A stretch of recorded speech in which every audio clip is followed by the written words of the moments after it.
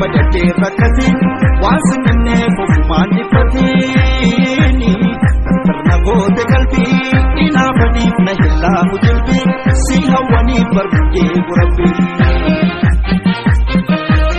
cabbii gurraacha qabu kaakallattee dhaabbatee ni cabu kaakallattee dhaabbatee ni cabu akkas gurraacha sanii miidhama koonatti leellisanii du'a lubbuutti sinnee su'anii.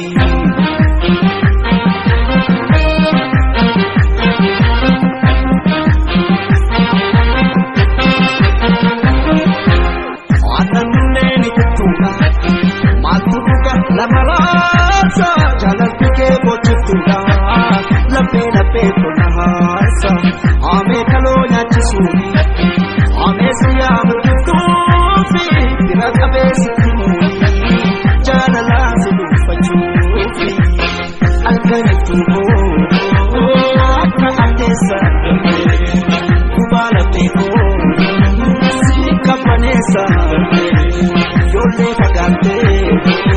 Situ nakala, chabala teko.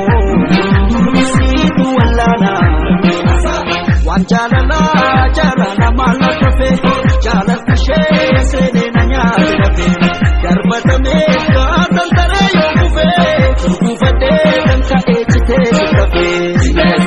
Jala te kafe, sila te kafe, achite kafe.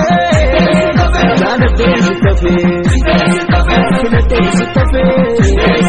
Jana desi kafe, acha desi kafe. Jana desi kafe.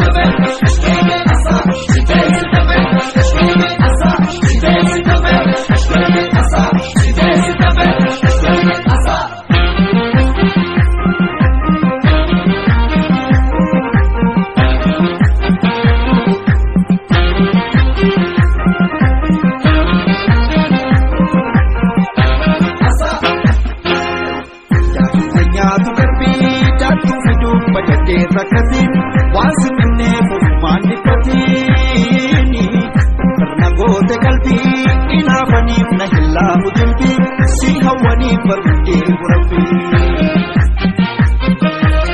cabbii gurraacha qabu kaakallattee dhaabbatee ni cabu kaakallattee dhaabbatee ni cabu akkas gurraacha sanii miidhama koonatti leellisanii du'a lubbuutti sinnee su'anii.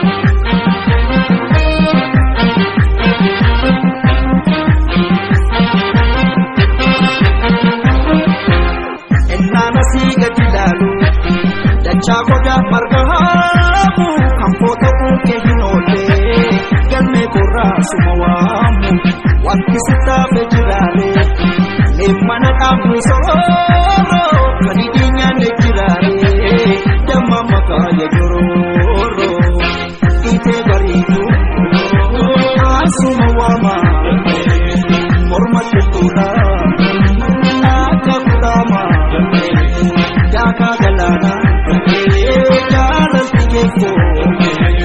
Wattuna basi, yada diego.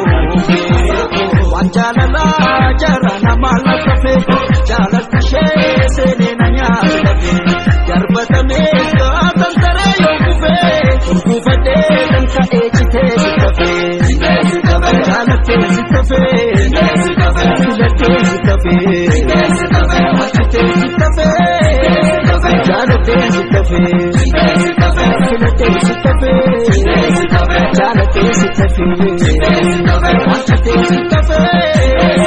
Jala tezi kafe.